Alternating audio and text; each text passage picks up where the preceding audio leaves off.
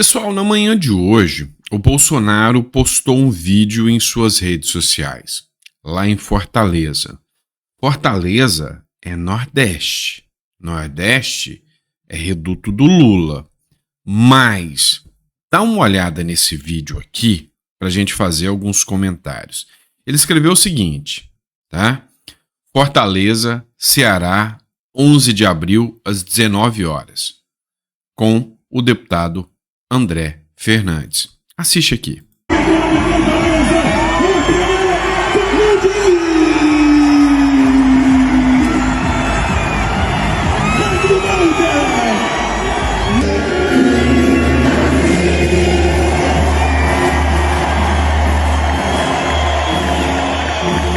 Recebi uma ligação ainda como deputado federal e disse: o deputado Jair Bolsonaro gostou do seu vídeo e ele quer te ligar, quer falar contigo. Hospedou na casa dele, lá no Rio de Janeiro.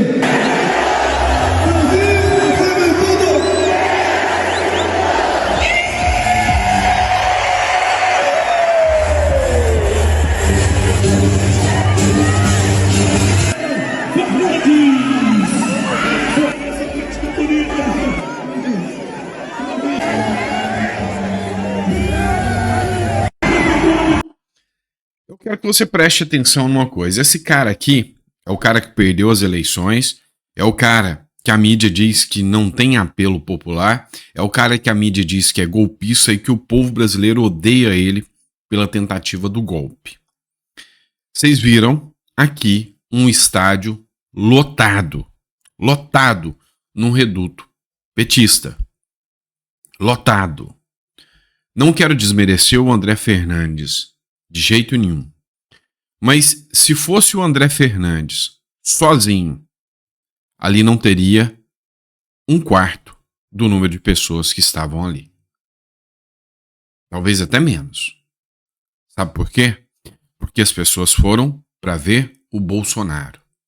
E o candidato do Bolsonaro era o André Fernandes. E o Bolsonaro traz os seus eleitores para o André Fernandes. Esse é o motivo do ódio extremo que a esquerda tem em relação a Jair Bolsonaro. Lula não consegue transferir votos a seus candidatos. E o que se tem de percepção hoje é que, vendo a popularidade do Bolsonaro indo às ruas, nem prefeitos suficientes o PT vai conseguir.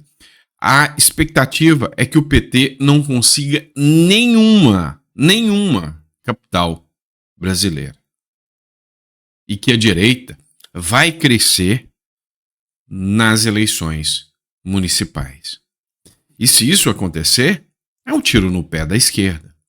Agora, teve um comentário que esse eu mereço até ler com vocês aqui, porque nós temos que baixar a bola dos apoiadores do Bolsonaro um pouco, tá?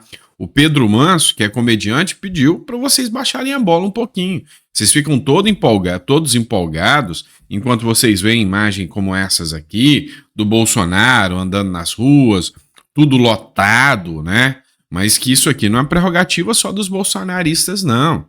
Olha só o que o Pedro Manso escreveu aqui. Gente, não se empolgue tanto, não. Se o Lula for para as ruas, o povo vai juntar em cima dele também. Vai ser igual doce num formigueiro. Pois é.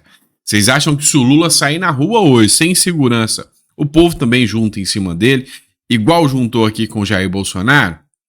Só o contexto que vai ser um pouco diferente, né? Pois é, o Pedro Manso fez a piada aqui e eu não ia perder a oportunidade de divulgar essa piada, né? Vamos lá. Bora continuar agora com um assunto mais sério. É o seguinte. A oposição continua com a sua briga. E a sua briga é o quê? É falar para o mundo o que está acontecendo no Brasil. A deputada federal Bia Kicis fez a publicação aqui do discurso dela no Parlamento Europeu. E lá no Parlamento Europeu, um grupo de parlamentares foram ouvidos sobre a situação que está acontecendo aqui no Brasil. Tá? Então, estão denunciando aí em especial o ministro Alexandre de Moraes e o governo Lula, né, e o presidente da República. Acontece que, com o caso Elon Musk, está dando uma repercussão muito maior. E o Parlamento Europeu está disposto a comprar a briga, jornalistas, inclusive parlamentares, que já não estão muito satisfeitos aí com a atuação do Lula, já estão comprando essa briga. E essa pressão internacional vai ter reflexo.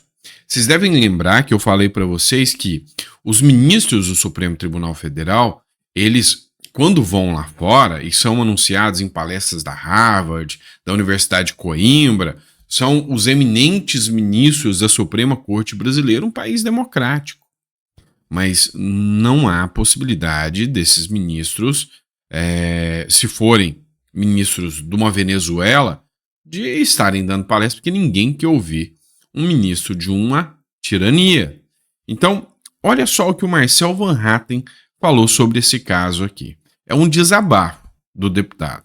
A ditadura está exposta. Os ministros do Supremo Tribunal Federal, Flávio, não podem mais viajar ao mundo, cara. Chegar em Paris, em Lisboa, em Massachusetts, onde quer que seja, dizendo que são defensores da democracia e da liberdade. Porque agora está claro para o mundo todo quem eles realmente são. Tiranos. Mas porque muitos jornalistas bons do Brasil já não conseguem mais falar. Não tem mais espaço nos meios tradicionais e, mesmo na internet, não conseguem trabalhar profissionalmente, acabam buscando outras profissões em vez de trabalhar naquela que é a sua vocação. Isso é muito triste para um país que precisa ter informação séria, precisa ter verdades publicadas, fatos checados. A boa notícia, no entanto, é que, apesar de todas as dificuldades que estamos enfrentando no Brasil, já não me lembro mais qual foi o senador que usou a palavra esperança aqui, mas realmente a esperança foi o que ressurgiu após o seu trabalho, Michael, após a publicação dos Twitter Files e, obviamente, em particular, após a entrada de Elon Musk nessa discussão.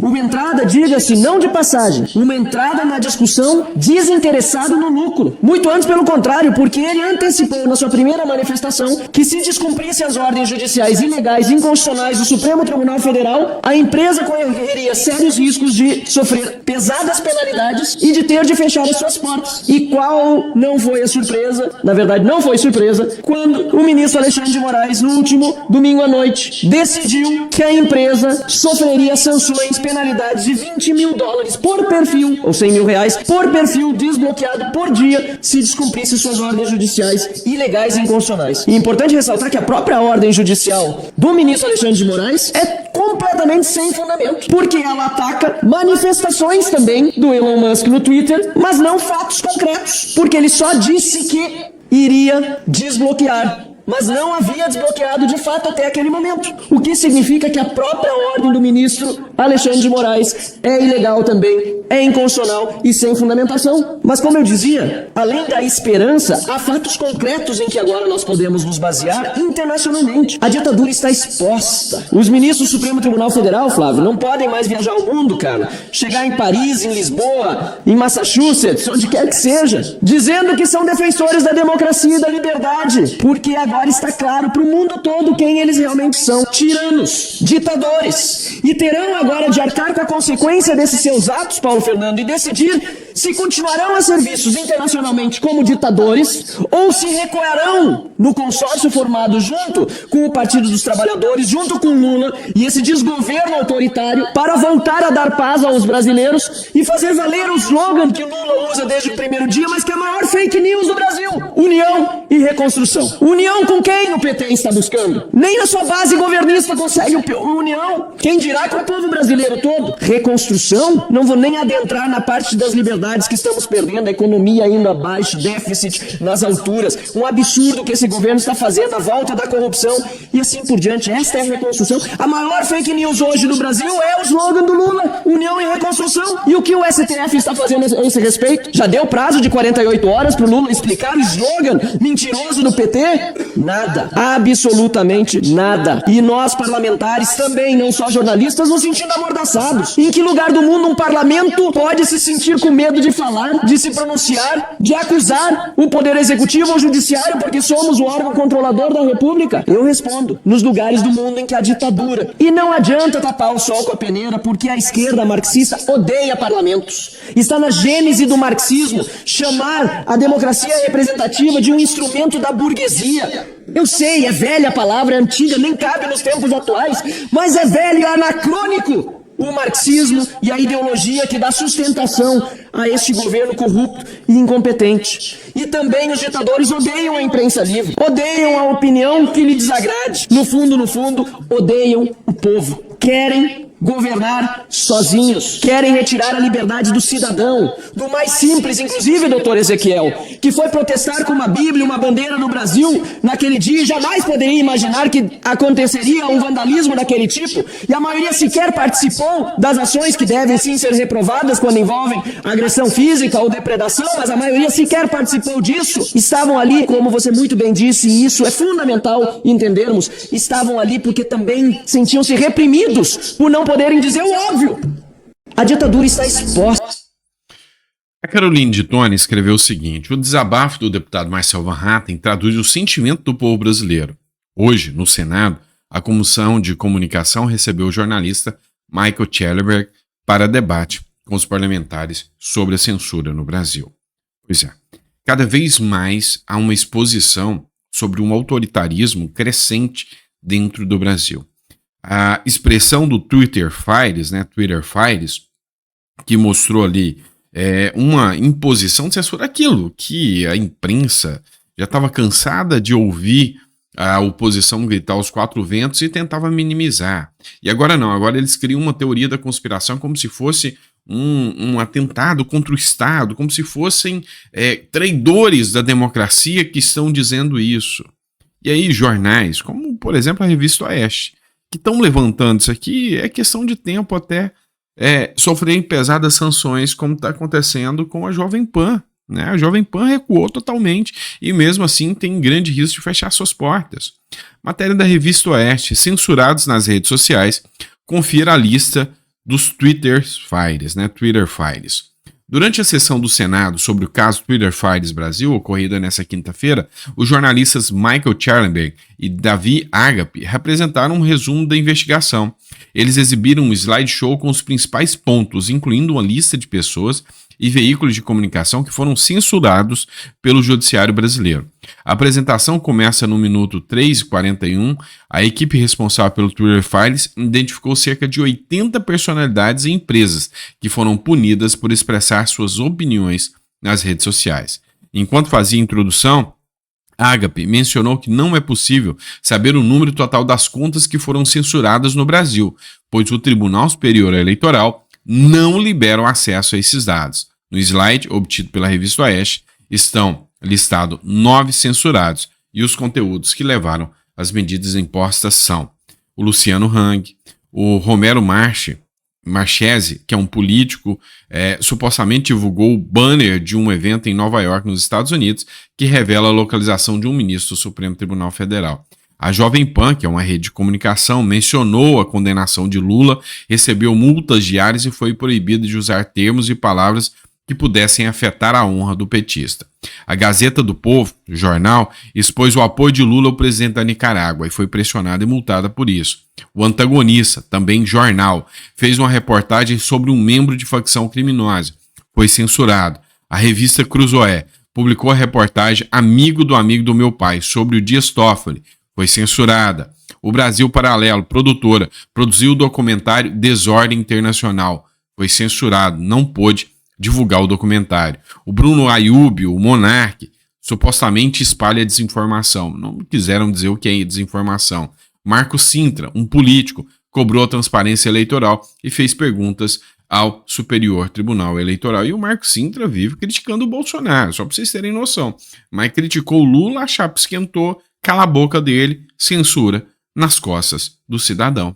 É isso que está acontecendo. Então, Brasil, né? Quem não te conhece, que te compre. A gente já está vendo claramente, que, sabe, existe uma nova visão totalmente deturpada do que se tornou o nosso Brasil. tá certo? É isso, pessoal. Ó, quem puder compartilhar, eu agradeço muito.